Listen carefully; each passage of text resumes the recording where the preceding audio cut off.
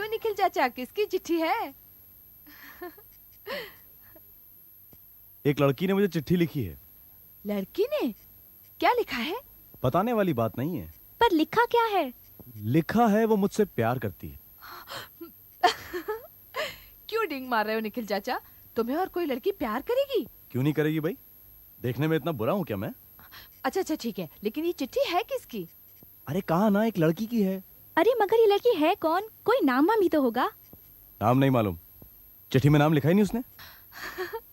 फेंको मत, जरूर किसी कर्जदार की होगी और अब वो अपने रुपए वापस मांग रहा होगा। कर्जदार? ये देख, पढ़ अपनी आंखों से। लिखा है कि मैं एक लड़की हूं और मैं तुमसे प्यार करती हूं। मुझे चिट्ठी पढ़कर भी यकीन नहीं हो रहा कि कोई लड़की तुम्हें प्रेम निवेदन करेगी। मुझे तो लगता है कि लड़की तुम्हें उल्लू बना रही है। चल चल तू जा, तू ये सब नहीं समझेगी। ये बड़ा गूढ़ और गंभीर मामला है। प्यार का जन्म स्वर्ग में होता है, सुना है कभी तूने?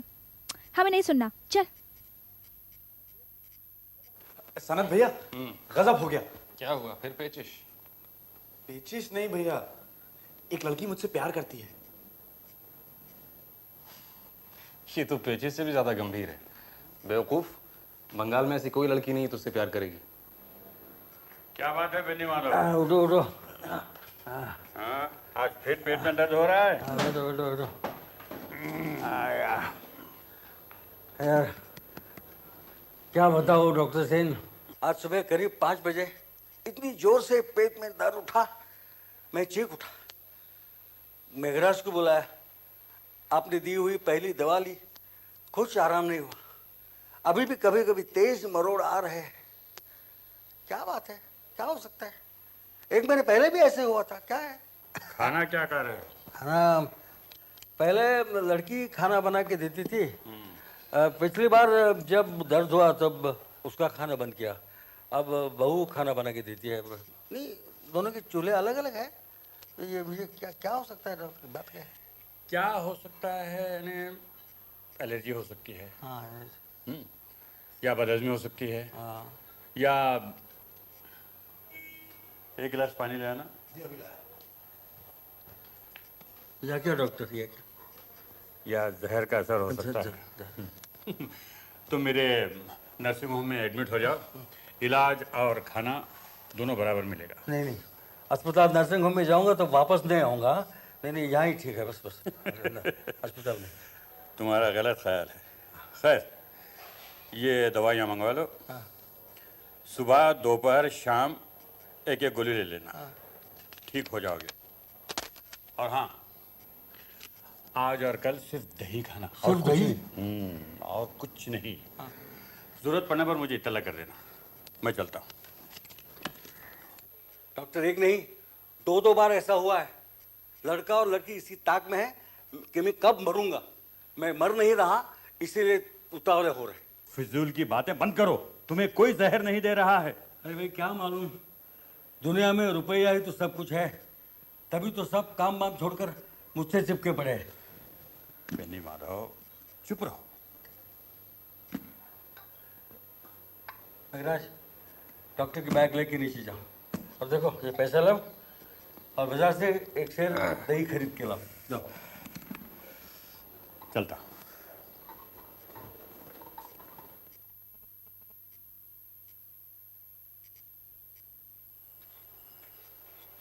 पिताजी, बहू, खाना वापस ले जाओ। आज से अपने खाने का इंतजाम मैं खुद ही करूंगा। क्यों पिताजी? अरे, आज सुबह इतनी जोर से पेट में दर्द उठा कि डॉक्टर बुलाना पड़ा। अभी अभी डॉक्टर दवा दे के गए। पता नहीं तुम लोग क्या बनाते हो। हैं? ले जाओ खाना, दही खाकर ही रहूंगा।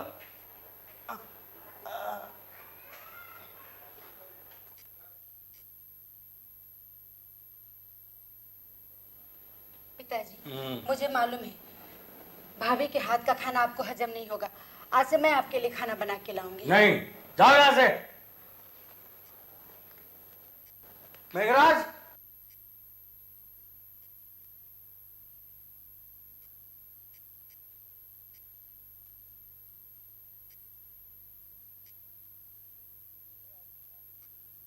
मेघराज। हाँ, तेरी बीवी होगी ना? जी। हाँ, बाल बच्चे? बाल बच्चे नहीं है। नहीं है। अच्छा, अब तेरी औरत तो खाना पकाना जानती होगी ना? जानती है बाबूजी। तुम रहते हो कहाँ? दिल्ली के आसपास कहीं? जी फरीदाबाद में। फरीदाबाद, हाँ। अच्छा, ये बनकर और मेरी बात सुन। तुम दिल्ली जाओ और अपनी औरत को यहाँ ले आओ। तुम्हारी औरत मेरा खाना बनाएंगी। आज से तुम्हारी तनख्वाह डबल हो गई। हाँ, कल सुबह ही प्लेन से दिल्ली जाओ और औरत को लेके यहाँ फौरन लौट आओ। सारा खर्चा मैं करूँगा, ठीक है? ठीक है बाबू। आजा आजा, ले आए बाबूजी। ये इधर रहो बेटा। क्या नाम है तुम्हारा? फुलवती। फुलवती, तुम अपना मेघराज का और मेरा खाना बनाओगी दोनों वक्त का। तुम नीचे रहोगी, कोई आएगा जाएगा तो दरवाजा खोलोगी और बाद में मुझे बताओगी, ठीक है ना? जाओ जाओ। फूलवती, जी रात को आने में मुझे देर हो जाएगी। एक पार्टी में जा रहा हूँ। पार्टी कब खत्म होगी कह नहीं सकता। दरवाजा खटखटाऊं तो खोल देना।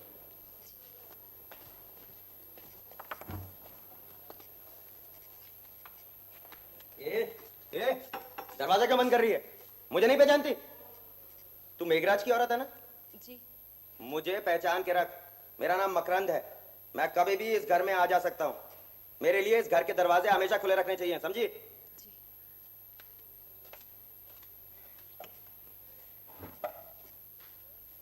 सुनो, यह है मेरे पुराने सोलिसिटर सुधांशु बाबू। सुधांशु, यह है मेरी बेटी गायत्री, इसका पति गंगाधर, इनकी बेटी झिल्ली, और ये बैठा है मेरा लड़का अजय, उसकी पत्नी आरती और उनका उजड्ड बेटा मकरंद। ये मेरे पास बैठी है इनकी बेटी लावनी। यही मेरा पूरा परिवार है। नीचे दो लड़के रहते हैं, सनत और निखिल, वो मेरे मामा के तरफ से रिश्तेदार है। तुम सब लोगों को यहाँ बुलाया गया है क्योंकि मैं अपनी वसीयत बनाना चाहता हूँ। मेरी मौत के बाद मेरे नगद रुपए किसी को भी नहीं मिलेंगे। अब तक जो कुछ हर महीने मिलता है वो भी मिलता रहेगा। जब तक तुम लोग जिंदा हो तब तक ये मकान है तुम्हारे रहने के लिए, लेकिन इसे कोई बेच नहीं सकते। लावनी और जिल्ली के लिए मैंने बीमा कर रखा है। 21 साल होने पर दोनों को 50-50 हजार मिल जाएंगे। इन दोनों की शादी मैं करवा दूंगा। तुम लोगों को चिंता करने की जरूरत नहीं। लावनी के लिए एक अच्छा सा लड़का देख रखा है, मिलिट्री में लेफ्टिनेंट है। हाँ, जिल्ली के लिए अब तक कोई नजर नहीं आ रहा है, लेकिन मिलते ही दोनों की शादी एक साथ करवा दूंगा। मकरंद के लिए भी मैंने 50 हजार अलग रखे हैं। उसकी पढ़ाई का खर्चा भी मैं करने को तैयार हूँ, लेकिन उसकी कॉलेज से रिपोर्ट मिलती रहती है कि वो कॉलेज नहीं जाता, दंगा फसाद करता रहता है। अगर यही रवैया रहा तो मैं उसको भी कुछ नहीं दूंगा। मुझे कुछ नहीं चाहिए, मैं थूकता हूँ आपके रुपयों पर। देखा देखा बदमाश को, तुमने यही शिक्षा दिया बेटे को। पिताजी आप परेशान मत होइए, मैं समझा दूंगा। ये उम्र ही ऐसी है पिताजी। तुम क्या खाक समझाओगे? घर में कभी रहते भी हो? क्यों गंगाधर, तुम्हें तो खुश होना चाहिए। जी, आपकी धन संपत्ति है, जैसे ठीक समझें करें, हम क्या कह सकते हैं। वैसे रुपए की कीमत तो घटती जा रही। नहीं पिताजी, आपकी समझ में जो आए वही आप कीजिए, हम आपके साथ हैं। क्या वसीयत में दस्तखत हो गए हैं? मैं परसों वसीयतनामा बनाकर ले आऊंगा, तभी ये दस्तखत कर देंगे। 2 गवाह भी साथ ले आऊंगा। हाँ हाँ, एक बात और बता देता हूँ। वसीयत में एक शर्त होगी, अगर मेरी मौत कुदरतन न हो, मतलब जहर देकर या किसी और तरीके से मैं मार डाला गया, तो किसी को एक पैसा भी नहीं मिलेगा। सारी संपत्ति कलकत्ता यूनिवर्सिटी को दी जाएगी, समझे? अच्छा, मैं परसों आता हूँ, इसी वक्त वसीयतनामा बनाकर लाऊंगा। ठीक है, चलिए। बेबी जी, कहाँ जा रही हो? चुप, आहिस्ता बोल। हम सिनेमा देखने जा रहे हैं। ये कौन है? ये मुझे नाच सिखाता है। ये नाच का सिनेमा है, इसीलिए साथ जा रहे हैं। चलो। इस लड़के से ही मेरी शादी होने वाली है। हम रात को बाहर गए थे, ऊपर दद्दू से मत बताना।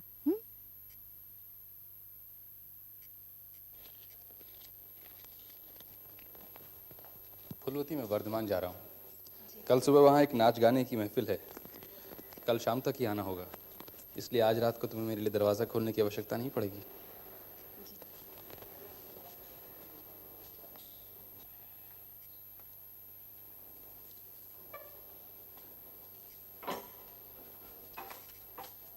दरवाजा बंद कर दे। रात को अगर कोई आए और मेरे बारे में पूछे तो कहना कि मैं नहीं हूं।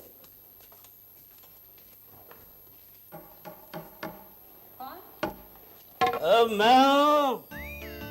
भूल गई क्या? अरे पगली, ये तो खुशबू है, खुशबू।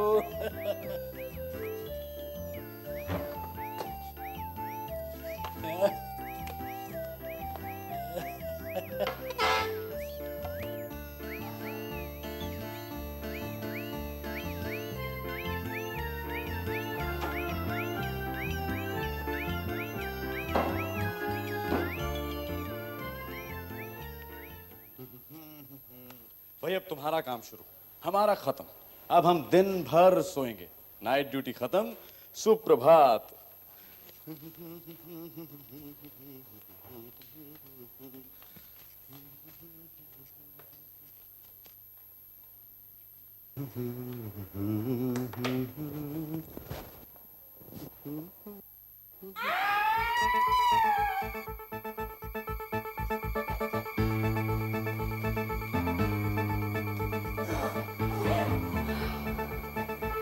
मामा, मामा को तो कुछ नहीं हुआ।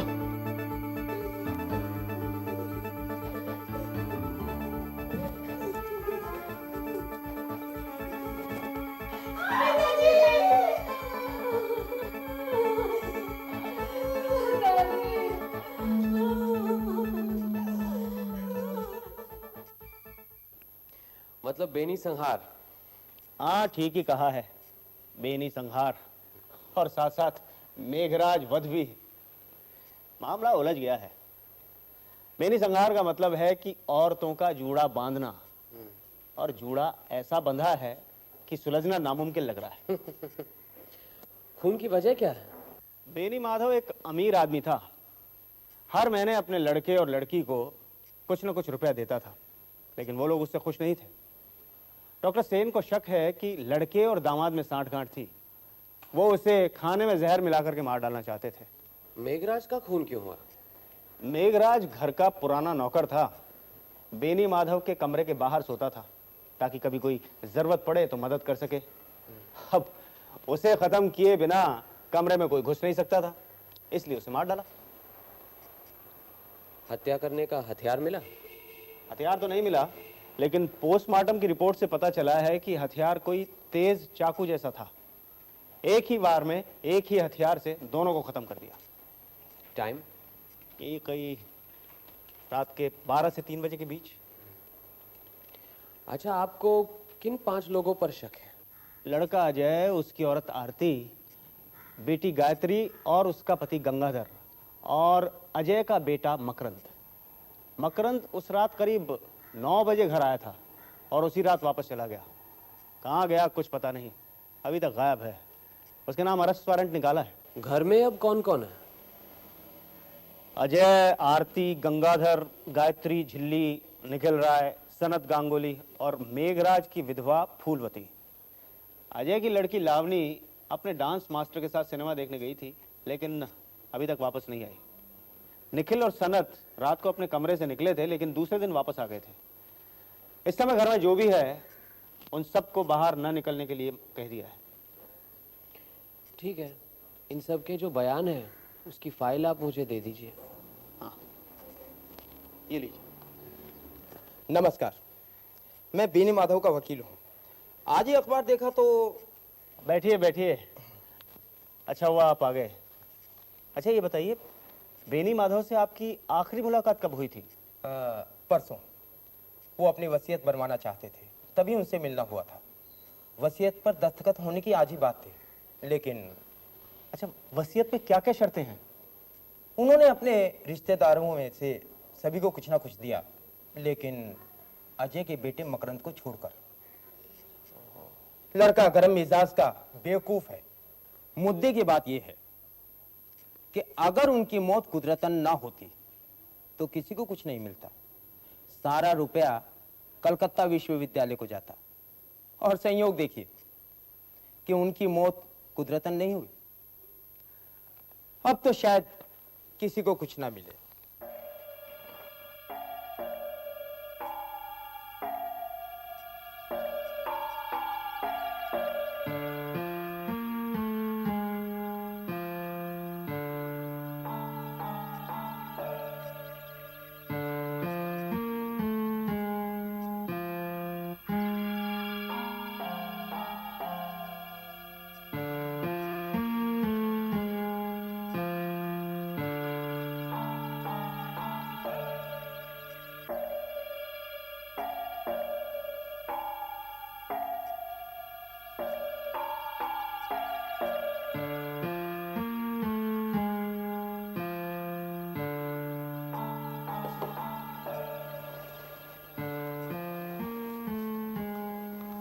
ये उस्तरा खोल कर देखा था आपने? नहीं तो, लेकिन बेनी माधव खुद दाढ़ी नहीं बनाता था। मेघराज रोज सुबह उसकी दाढ़ी बनाता था।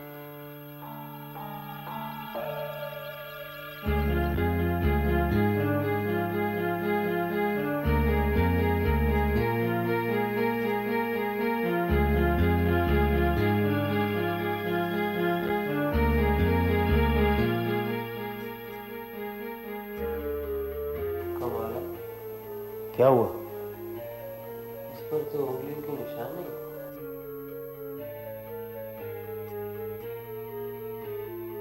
इसे मैं अपने साथ ले जा रहा हूँ। आइए आइए व्योमकेश बाबू, आइए। कहिए, दाढ़ी कैसी बनी? कुछ जमी नहीं, उस्तरे में धारी नहीं थी। अच्छा अच्छा, बयान पढ़े? पढ़ तो लिए, बस फूलवती से दो एक सवाल और करने हैं। अच्छा। सर, रेस के मैदान में खूब तेजी से ये बाजी लगा रहा था। इसके जेब में से ये सब 5 और 10 के नोट निकले सर। तुम्हारा नाम मकरंद चक्रवर्ती है? ये रुपए कहां से है? जिस रात तुम्हारे दद्दा का खून हुआ उस रात करीब 9 बजे तुम घर पर आए थे और आधी रात को चुपचाप वापस चले गए थे। क्या ये सच है? बिल्कुल झूठ। फूलवती ने झूठ बोला है। अच्छा, फूलवती ने हमें बताया, ये तुम्हें कैसे पता चला?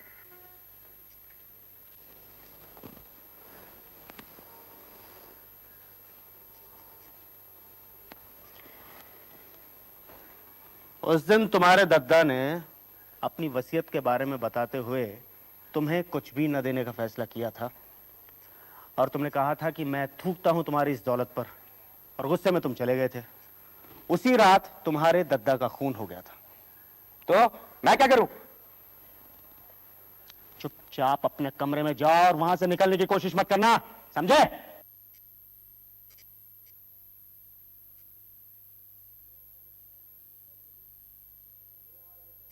फूलवती, ये हमारे मित्र हैं व्योमकेश बाबू, तुमसे 2-4 सवाल पूछना चाहते हैं।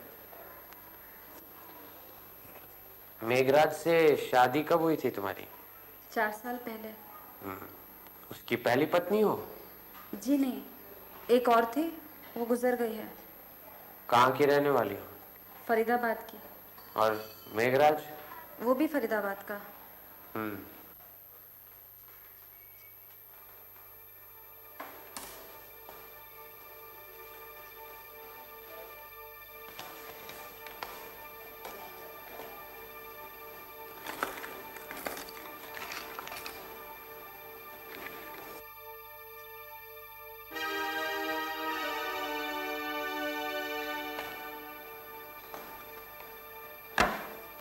ये बक्सा आपका है? जी हाँ। चलिए दूसरों से भी मिल लेते हैं। आइए।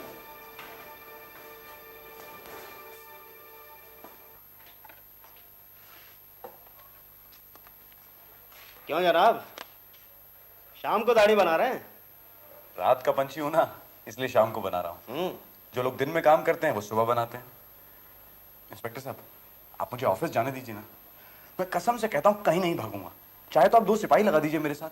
अरे अरे, ऑफिस जाने की इतनी जल्दी क्या है? असल में ऑफिस में कई अविवाहित लड़कियां काम करती हैं ना। मैं उनमें से एक को ढूंढ रहा हूं जो मुझे बेनामी चिट्ठी लिखती है। बस मिलते ही मैं उससे शादी कर लूंगा। मामला रहस्यमय लगता है। क्यों ब्योमकेश बाबू? ब्योमकेश बाबू? आप ही सत्यन्वेषी ब्योमकेश बख्शी हैं? आपको मेरी बेनामी चिट्ठी की गुत्थी सुलझानी पड़ेगी, वरना मैं मर जाऊंगा। 4 चिट्ठियां आ चुकी हैं। कहाँ है वो चिट्ठी? ये रे। इन्हें मैं रखता हूँ, मैं पूरा पता लगाने की कोशिश करूंगा। जी। फिलहाल आप कहीं नहीं जाएंगे, यहीं पर रहिएगा। मैं दफ्तर में जाकर तहकीकात करूंगा।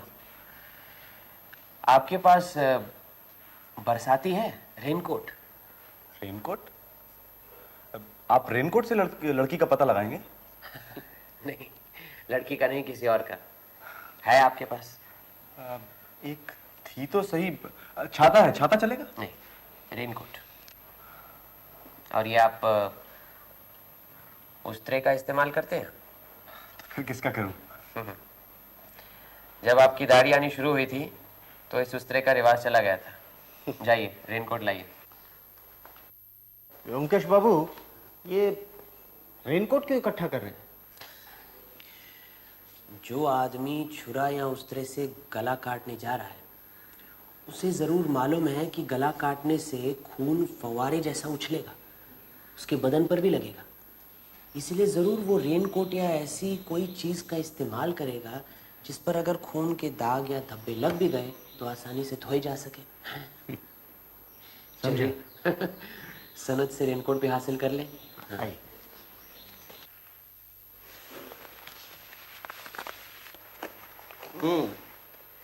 नया है ये। रेनकोट लिए जा रहा हूँ, 2 दिन के बाद वापस कर दूंगा। इसकी रसीद दिए देता हूँ। रसीद की क्या आवश्यकता है? आपका राज है, जो मन में आए कीजिए। आपके बयान में पढ़ा था कि जिस रात बेनी माधव का खून हुआ उस रात आप वर्धमान गए थे। कौन सी गाड़ी पकड़ी थी? आप कौन? ये ब्योमकेश बख्शी हैं, मशहूर सत्यन्वेषी। नाम सुना है, लेकिन मैं जासूसी कहानियां नहीं पढ़ता। क्या कह रहे थे आप उस रात वर्धमान गए थे, किस गाड़ी से? रात 10:30 की गाड़ी से। तो आपने अगले दिन 6 बजे की गाड़ी क्यों नहीं पकड़ी? सुबह की गाड़ी अगर पकड़ता तो वक्त से पहुंच नहीं पाता। मजलिस सुबह की थी। वहां क्या आपकी कोई रहने की जगह है? जी नहीं, रात मैंने रेलवे प्लेटफॉर्म पर एक बेंच पर काटी। तो चाय के स्टॉल में चाय तो पी होगी? मैं चाय नहीं पीता। अच्छा, आप कहते हैं आप उस रात 10:30 बजे गए थे, इस बात का कोई गवाह है? गवाह की क्या आवश्यकता है? आप क्या सोचते हैं मामा का खून मैंने किया है? चलो इंस्पेक्टर, ऊपर चलते हैं। नहीं, ये कोट बाहर गोविंद को देते।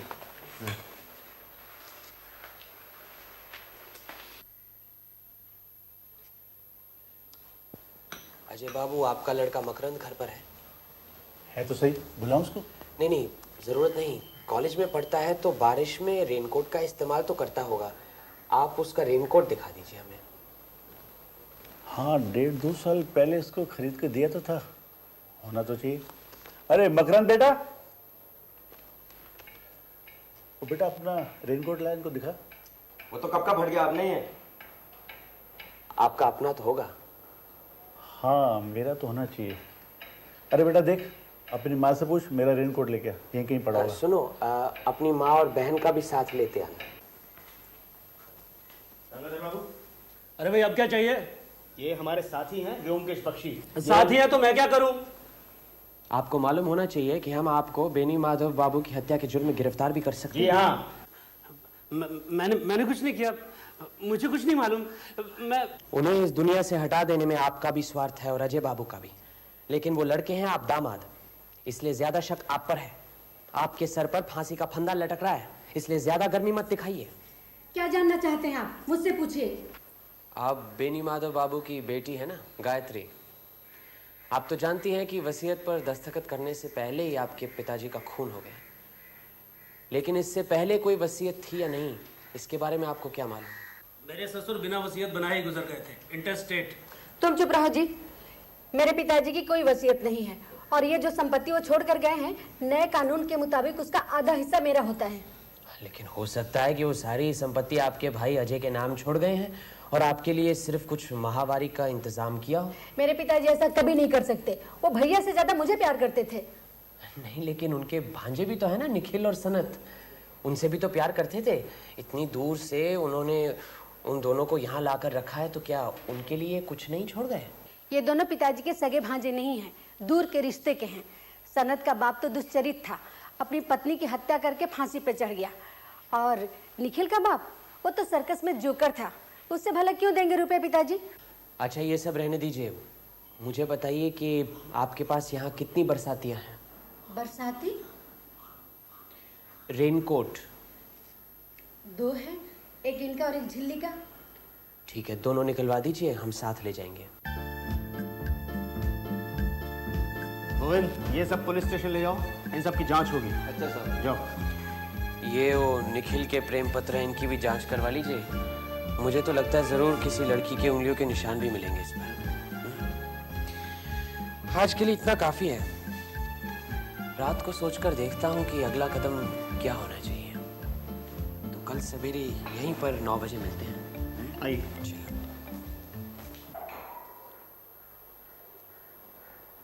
आइए आइए व्योमकेश बाबू, आइए। मैं आप ही का इंतजार कर रहा था। क्या हुआ? सुबह सुबह यहाँ पहुंचा तो मुझे फूलवती ने बताया कि उसके कमरे से उसके साज श्रृंगार का बक्सा चोरी हो गया। साज श्रृंगार का बक्सा कैसे चोरी हुआ?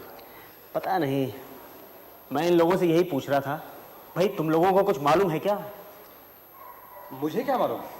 मैं कभी फूलवती के कमरे के अंदर तक गया नहीं। अंदर कौन सी चीज कहाँ रखी है मुझे क्या मालूम? दुआई है इंस्पेक्टर साहब, बाल संवार कर बिंदिया लगाकर आने वाली अभी आई कहाँ है, तो मैं साज श्रृंगार के बक्से का क्या करूँ? मुझे कल रात को एक प्लान सूझा है।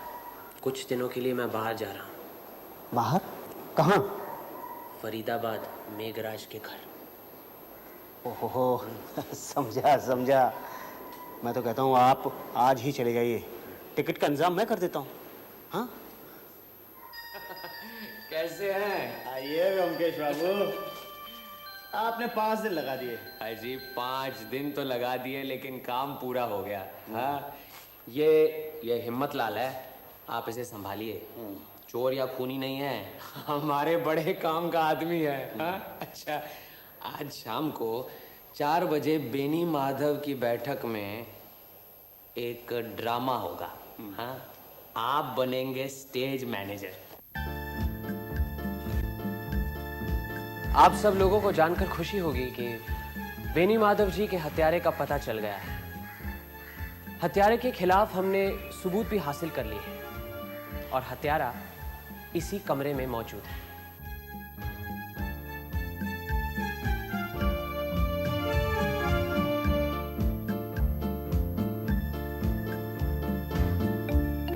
जब मैं छानबीन करने के लिए बेनी माधव जी के कमरे में गया तो वहां मुझे एक उस्तरा मिला, लंबा पुराने किस्म का, जिससे कि मेघराज रोज सवेरे बेनी माधव जी की दाढ़ी बनाता था। जब मैंने उसे करीब से देखा तो ऐसा लगा कि उस पर तो किसी की उंगलियों के निशान नहीं है।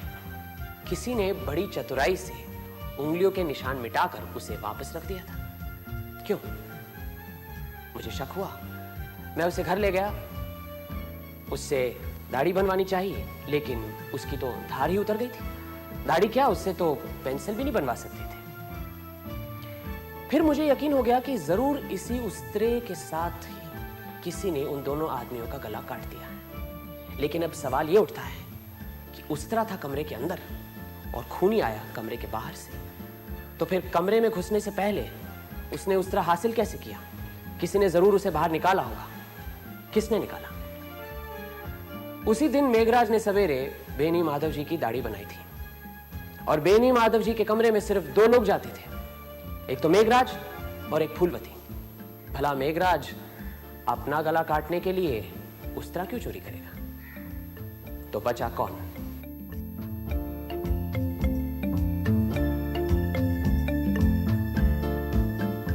एक बात समझ में नहीं आई, हत्यारा उस तरह से ही क्यों खून करने लगा? कोई और औजार नहीं मिला उसे? हत्यारा बहुत ही चतुर है। उसे मालूम है कि हत्या करने का औजार इतनी आसानी से छुपाया नहीं जा सकता। इसीलिए उसने बेनी माधव जी के उस्त्रे का ही इस्तेमाल किया। उसी से उनका गला काटकर उसे वापस उसी जगह पर रख दिया, ताकि किसी को ख्याल भी नहीं आएगा कि हत्या उसी उस्त्रे से की गई है, और पुलिस अंधेरे में टटोलती रह जाएगी।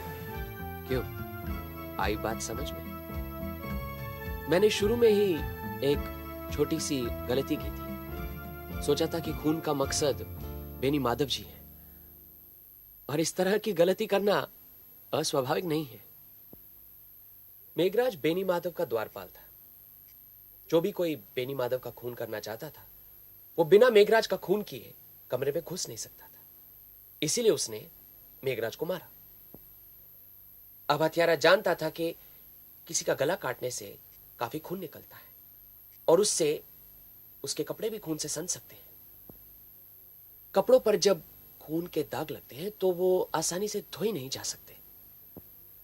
यूरोप और अमेरिका में रहस्यमय उपन्यासों में आपने पढ़ा होगा कि जो भी कोई खून करता है वो अक्सर रेनकोट जैसी कोई चीज पहन लेता है, क्योंकि रेनकोट के तेल जैसे सतह पर अगर खून के दाग लगे ना तो आसानी से धोए जा सकते हैं। इसीलिए आप सबकी बरसातियां हमने इकट्ठी की थी और वो लेबोरेटरी में जांच पड़ताल के लिए भिजवाई गई थी। उसकी रिपोर्ट भी हमारे पास है। फूलवती के बयान से पता लगा कि फूलवती फरीदाबाद की रहने वाली है, और फरीदाबाद का पता भी उसके कमरे से मिला था। जानकारी के लिए मैं फरीदाबाद गया था, आज ही लौटा हूं। वहां पर जो मैंने छानबीन की, काफी कुछ पता लगा लिया। हमें यह पता लगा है कि फूलवती मेघराज की पत्नी नहीं है। मेघराज की पत्नी गुजर चुकी है। जब बेनी माधव जी ने मेघराज को बुलाकर कहा कि जाओ, जाकर अपनी पत्नी यहां ले आओ, तो मेघराज फूलवती को अपनी पत्नी बनाकर यहां ले आया। फूलवती का भी पति है। फूलवती और मेघराज में पहले से ही संबंध रहे हैं। फूलवती मेघराज के साथ यहां भाग आई। नहीं नहीं, ये सब झूठ है। मतलाल,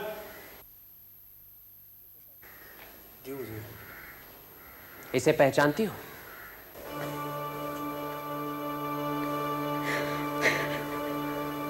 हिम्मतलाल, फूलवती तुम्हारी कौन है? ये मेरी ब्याता औरत है हुजूर। यहाँ कैसे आई? मुझे छोड़कर मेघराज के साथ भाग आई।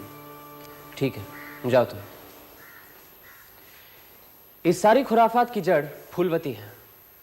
अपने पति को छोड़कर मेघराज के साथ यहाँ चली आई, और यहाँ आकर एक दूसरे मर्द को अपने मोहजाल में फंसाया। लेकिन मेघराज सख्त किस्म का आदमी था। अगर उसे फूलवती के प्रेम के बारे में पता चलता तो शायद उसे ठंडा कर देता। इसीलिए मेघराज को रास्ते से हटाना बहुत जरूरी था। लेकिन मेघराज का खून करने से पकड़े जाने का डर था। इसीलिए मेघराज के साथ साथ बेनी माधव का खून करके पुलिस की आंखों में धूल झोंकने की साजिश थी। अब सवाल यह उठता है कि क्या फूलवती अपने हाथों से इन दोनों आदमियों का गला काट सकती थी?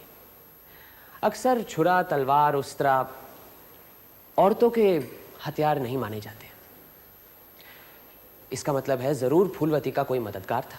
फूलवती के कमरे में मैंने लकड़ी का एक साज श्रृंगार का बक्सा देखा।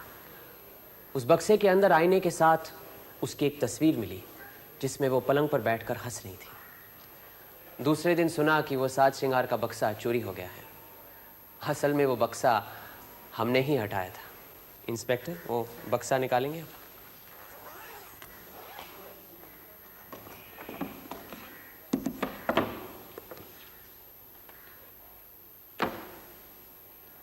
ये वो तस्वीर है। फूलवती, ये तस्वीर किसने खींची थी?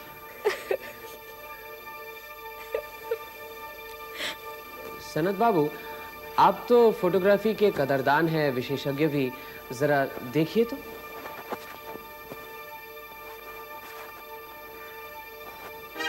फूलवती की तस्वीर।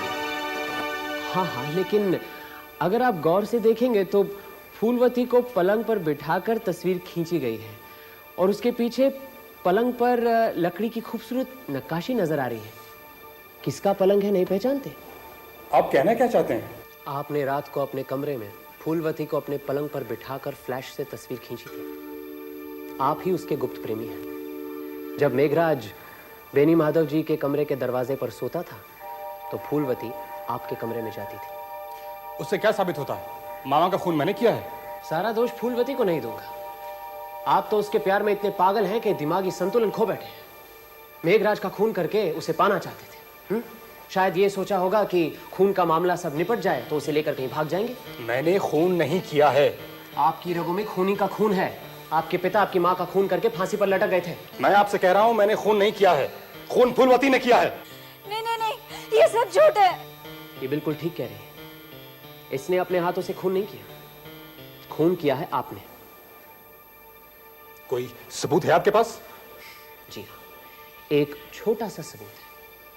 खून करने के बाद आपने रेनकोट की अच्छी तरह से धुलाई तो कर दी, लेकिन उसके जेब में 2-3 बूंदें खून की रह गई। जांच पड़ताल के बाद हमें पता चला है कि वो खून बेनी माधव जी के खून से मिलता है। हाँ हाँ, खून सनत बाबू ने किया है। मुझे कुछ नहीं मालूम, मैं बेकसूर हूँ। पकड़ो।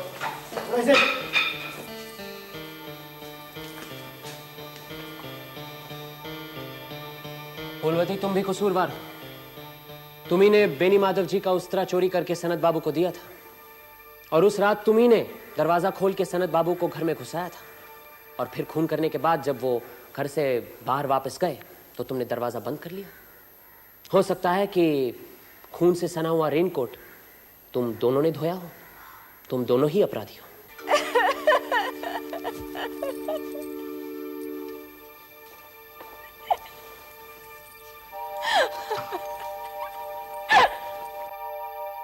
चलिए मुझे इजाजत दीजिए। व्योमकेश बाबू, मेरा क्या होगा? चिट्ठी लिखने वाली कौन है आपने बताया ही नहीं। अरे हाँ अच्छा ये बताओ मुझे कि अगर मैंने तुम्हें बता दिया कि चिट्ठी लिखने वाली कौन है तो तुम क्या करोगे? क्या करूंगा? शादी करूंगा उससे, और क्या। व्योमकेश बाबू, लड़की चाहे लूली लंगड़ी बहरी कैसी भी हो, मैं उससे शादी कर लूंगा। तो बस समझ लो कि लड़की का पता चल गया। ए झिल्ली, इधर आ। ये रही तुम्हारी बेनामी चिट्ठियों की रचयिता। पकड़ो इसे। ये झिल्ली? झिल्ली मुझे चिट्ठियां लिखती थी? झिल्ली मुझसे प्यार करती है? पर व्योमकेश बाबू, झिल्ली तो मेरी भांजी है। अरे घबराओ मत, बड़ी समझदार लड़की है। हाँ? बिन सोचे समझे उसने अपना दिल नहीं दिया।